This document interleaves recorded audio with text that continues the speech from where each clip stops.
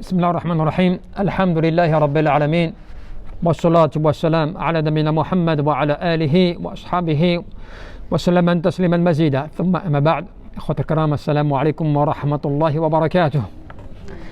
Inch'Allah, nous allons aborder aujourd'hui un des points importants, c'est-à-dire que le prophète alayhi salatu wassalam nous rapportait en fait dans un hadith authentique, il nous disait afdalu al-jihad an tujahada nafsaka wa hawaka fi dhatillah. Et dans ce hadith, il est important puisque il nous permet de nous renvoyer à une signification que l'on doit mettre en application, qui est le fait que le prophète alayhi salatu wassalam nous dit que la meilleure des luttes, le meilleur des efforts et la meilleure des luttes comme le meilleur des combats, eh bien c'est celui que tu vas mener contre ta propre personne et contre tes passions. Contre ta propre personne et tes passions. Donc quand tu réfléchis déjà à la formulation, tu comprends que ce qui fait partie d'une des choses qui est parmi les choses importantes de l'islam quand on fait de la lutte pour Allah subhanahu wa ta'ala et de l'effort pour Allah, le prophète alayhi salatu wassalam te dit la meilleure de celle-ci, c'est lorsque tu vas t'attaquer à toi-même. C'est-à-dire que tu vas intervenir contre ton propre ego, contre tes passions. Et en plus, pourquoi cela? في ذات الله. Dans le but, العلماء الحديث يعني في ذات الله يعني في العبودية. Cela veut dire dans l'adoration, dans la servitude à l'égard d'Allah subhanahu wa ta'ala. Cela veut dire tu contrains ton ego et ton âme et ta personne à obéir à Allah azza wa jal. Puisque celle-ci, si tu la laisses, elle va aller dans tous les sens. Donc toi, tu vas la cadrer, tu vas la diriger. Et c'est comme ça que, subhanallah, qu'est-ce qu'il disait? Il disait, nafsul hawa wa shahawa, l'ego, l'ego et ce qu'on appelle donc vraiment les tentations ou les désirs de la personne liés aux bienfaits mondains, il disait quoi? Il disait, la yu'aqibu alayh. Ce n'est pas pour cela que toi tu es puni par Allah azza wa jal. Ce n'est pas parce qu'en fait tu as des désirs en toi et tu as des plaisirs et des envies et que tu as un ego et que tu as tout cela en toi-même que pour cela Allah jalla fi'ala va te tenir rigueur. Non, Allah, il tient rigueur de quoi? Bal ala tiba'ihi wal amal bih. Il tient rigueur de ce que toi tu vas suivre et que tu vas mettre en application de tes désirs, de tes plaisirs, de tout cela qui ne sont pas licites et auxquels tu vas t'adonner dans ce bas monde. Tu vois, c'est ça la différence. Parce que les gens pensent que des fois, ils ne peuvent pas faire le bien, ou ils ne sont pas capables de faire le bien. Pourquoi? Parce que oui, j'ai des envies, il y a des tentations, je n'arrive pas à les contrôler. Par exemple, tu vois, j'ai du mal à lutter contre ceci ou cela. Mais ce n'est pas pour cela, puisqu'Allah Jalla fi'ala l'a créé cela en toi. C'est naturel. Tu vois, l'ego, l'envie de ce bas monde, l'envie du pouvoir, les tentations, tout cela, Allah Jalla fi'ala, il l'a créé en toi-même. Donc pour cela, tu n'es pas réprimandé, pour cela, tu n'es pas puni pour cela. Ce à quoi on va te tenir rigueur, c'est tout ce que tu vas suivre dans cela. Tu as des besoins, tu as des envies mondaines qui ne te sont pas licites. Tu vas y aller, toi. Tu ne vas pas te mettre de barrière. Tu ne vas pas te bloquer. Tu ne vas pas te contrôler, toi. Tu vas te laisser aller au plaisir. Donc forcément, pour cela, tu rends compte. Tu rendras des comptes forcément par rapport à cela. Et c'est pour ça que Hamad al-Ulama as-Salihin, qu'est-ce qu'il disait? Il disait Touba liman taraka shahwatan hadirati li maw'idi ghaibi lam yarah. Bonne nouvelle, ou plutôt, on va dire, la récompense même du paradis, ou de la bonne nouvelle auprès d'Allah azza wa jal, pour celui qui aura délaissé ses plaisirs interdits de ce bas monde. Pourquoi? Pour une rencontre que lui, il n'a pas encore vue. Il n'a pas encore vécu, il ne voit pas encore, tu vois, par rapport à l'au-delà, al-ghaib, tu vois, il ne le voit pas. Donc, tu ne vois pas l'au-delà, tu ne vois pas Allah Jalla fi'ala, mais tu délaisses dans ce bas monde des choses pour Allah subhanahu wa ta'ala, alors que tu ne l'as pas vu. Alors que tu ne sais pas ce qu'il en est de la récompense de l'au-delà. Et pourtant, tu as fait l'effort. Et bien là, tu comprends que cette lutte, ce combat, tu vois, contre ton propre ego et contre tes passions, eh bien, il a une grande récompense. 'Inda Allah subhanahu wa ta'ala. Tu vois, ceux qui, pareil, الذي يخشون ربهم بالغيب لهم مغفرة وأجر كبير. Tu vois pas Allah. On te promet des récompenses, on te promet une grande récompense, on te promet des grandes choses que toi tu n'as pas encore vues. Et pour cela, quand même, tu crains Allah. Et tu ne veux pas faire des choses par crainte d'Allah, subhanahu wa ta'ala. Alors que tu n'as pas de... Tu vois, tu n'as pas de... C'est pour cela que les gens dans ce bas monde, souvent, ils attendent la récompense mondaine. Quand tu fais quelque chose, tu attends en retour une récompense. Quand tu vas travailler, tu attends une récompense. Quand tu fais des heures supplémentaires, tu attends une prime. Même si des fois on ne te l'a pas promise, mais qu'est-ce qui se passe? Tu vas le faire une fois, deux fois, trois fois, quatre fois, et à un moment tu vas te plaindre. Tu vas dire, ouais, tout ce que j'ai fait, tout mon dévouement, tout le temps que je consacre, jamais il y a un petit cadeau, quelque chose, un service qu'on me rend. Tu attends dans ce bas monde. Eh bien, c'est pour cela qu'auprès d'Allah subhanahu wa ta'ala, dans ce bas monde, imagine-toi, tu t'adonnes à l'adoration, tu adores Allah, tu t'interdis l'interdit, tu fais tes prières, tu jeûnes, tu fais tout cela, mais tu ne vois pas la récompense. Tu ne la vois pas de tes yeux, tu n'as pas encore palpé, tu vois, tu espères de la part d'Allah subhanahu wa ta'ala. C'est pour ça que le danger pour le musulman, il est là. Et justement, on a quelques paroles d'Ibn al-Qayyim, rahmatullahi alayhi. Qu'est-ce qu'il te disait? Il te disait, min a'jabil ashya, parmi les choses les plus étranges. Parmi les choses les plus étranges. Qu'est-ce qu'il te disait? أن تعرفه يعني الله سبحانه وتعالى ثم لا تحبه. C'est le fait que tu connaisses Allah et pourtant tu ne t'adonnes pas son amour. Tu connais Allah et pourtant tu ne l'aimes pas vraiment. وأن تسمع داعيه ثم تتأخر عن الإجابة. Tu entends l'appel d'Allah et pourtant tu n'y réponds pas. وأن تعرف قدر الربح في معاملته ثم تعامل غيره. Tu connais le bénéfice et le gain que tu vas gagner auprès d'Allah et pourtant tu œuvres pour quelqu'un d'autre. وأن تعرف قدر غضبه ثم تتعرض له.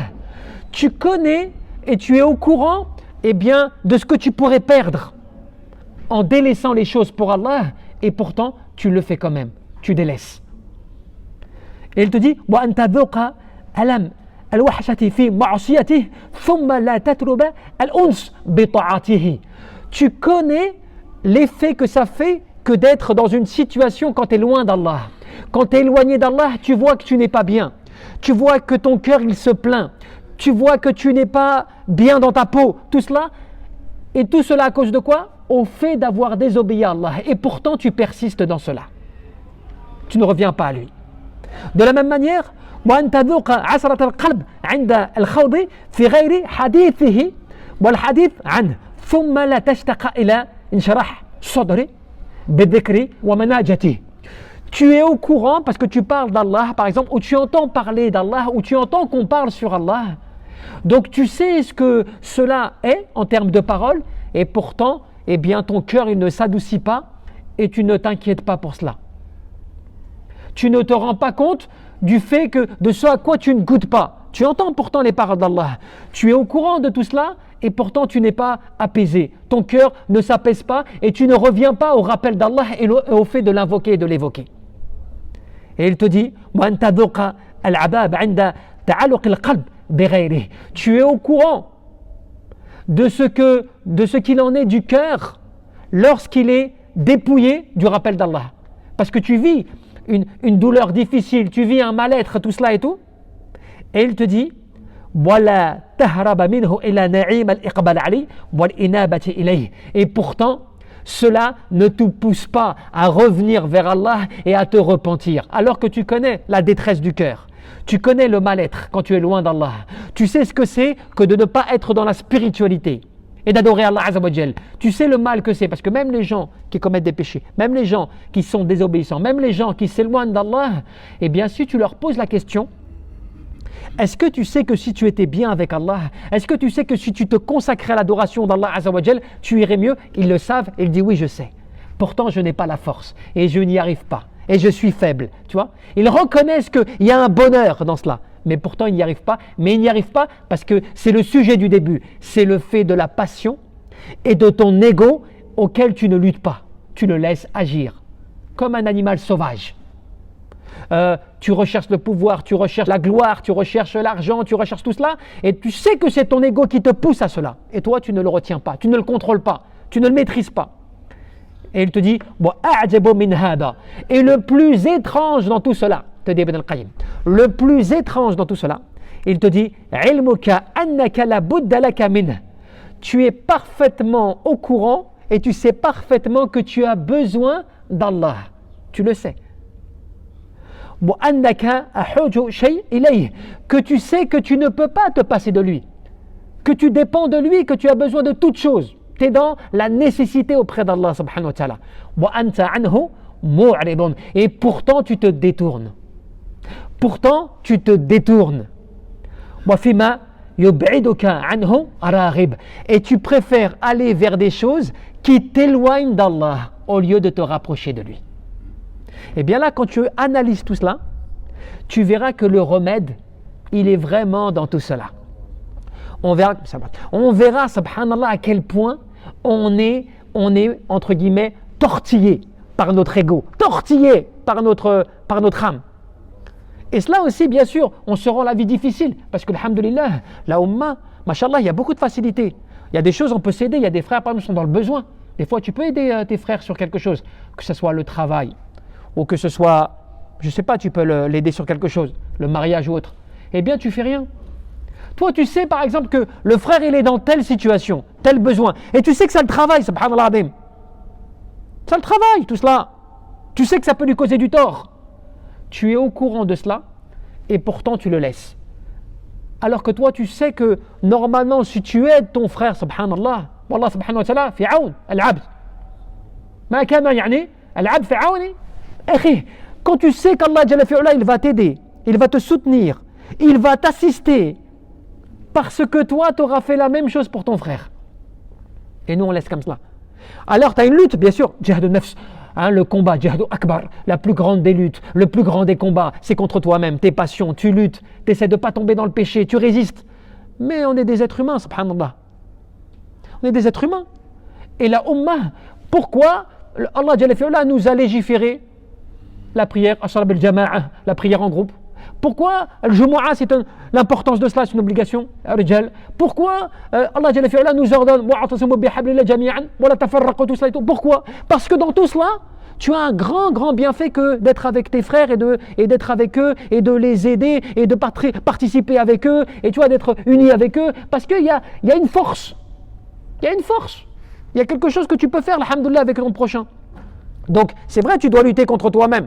C'est vrai que tu dois, alhamdoulilah, prendre ce hajar pour toi. Mais quand tu vois quand même quelqu'un autour de toi qui est dans le besoin, quelqu'un que tu peux aider, un ami, un proche, un voisin, et que tu ne fais rien pour lui, quand je dis rien, c'est-à-dire que tu peux faire quelque chose quand même. Tu peux peut-être faire quelque chose, mais tu ne fais pas l'effort parce que tu as pris l'habitude de t'occuper que de toi-même et de ne pas te soucier de ton prochain. Cela, c'est l'égoïsme, tu vois, actuel. L'égoïsme actuel, musulman, tu vois, alhamdoulilah, il est chez lui, alhamdoulilah, il a sa famille, il a ses enfants, il a sa mère, tout ça et tout. Il est tranquille, tu vois. Pour lui, il fait sa vie. Et pourtant, il se peut qu'il va sortir de chez lui, à son palier, il va rencontrer son frère qui est en face, qui est dans la difficulté professionnelle ou familiale, ou je ne sais quoi. La baisse, khair, ça va, alhamdoulilah, tu vois, les échanges normaux, c'est habituel, alors que tu sais qu'il y a plein de besoins dans lesquels il est. Mais jamais il t'est venu en tête d'aller voir peut-être des gens pour dire, tu vois, je connais quelqu'un, est-ce que toi, par exemple, ceci ou cela, ou tiens, j'ai vu quelqu'un peut-être pour une personne, tu sais, si je peux peut-être faire quelque chose, sabab, une cause. Tu ne te rends pas compte le bienfait que tu pourrais faire par cela, parce que tout ce qui va découler de ça après, pour la personne si tu l'as aidé, tout ce qui va découler de cela, eh bien tu vas prendre une part. Bah oui, parce que tu l'as aidé. Que ce soit le khadma ou zawaj, peu importe, tu prendras une part de tout ce qui va se produire derrière. Mais n'aie pas peur, te dis pas, ouais mais imagine, je les mets dans un truc, après ils tombent dans le haram ou ça devient quelque chose de batal, des choses pas possibles. C'est pas toi le responsable. Après cela, tu vois, c'est pas à toi. C'est Allah Jalla fi'ala qui décide. Toi, tu essaies de faire le maximum, bil haqq, aqrab as-sawab, le plus proche de la vérité. Après, ça appartient à Allah Jalla fi'ala. Mais au moins, alhamdoulilah, tu as fait l'asbab, tu as fait les causes. Tu as aidé, tu as participé. Tu aides ton frère ou tu aides ton prochain aussi à lutter contre ce qui est difficile pour lui. Parce que toi, des fois, il y a des choses, c'est déjà réglé depuis très longtemps, ce problème-là. Tu as des frères, tous les jours, ils luttent. Tous les jours encore, ils luttent. Toi, déjà, c'est réglé ce problème-là. Que ce soit le travail ou le mariage autre, tu as déjà réglé cela depuis des années, toi. Mais lui, il lutte encore. Il lutte. Un truc simple pour toi, tu n'y penses même pas. Lui c'est un djihad pour lui, c'est une lutte pour lui. De résister par rapport à cela. Donc il faut penser comme cela. Elle pense comme cela, tu vois. Elle réfléchit par rapport à cela et elle analyse son ego, ses passions, tout cela et tout. Mais surtout, il n'est pas égoïste dans tout cela. Il pense aussi à ce qu'il peut faire à côté, tu vois. Allahu a'lam. Tabaraka wa ta'ala. An yarzuqana al-ikhlas fil qawli wal amal wan niyyah.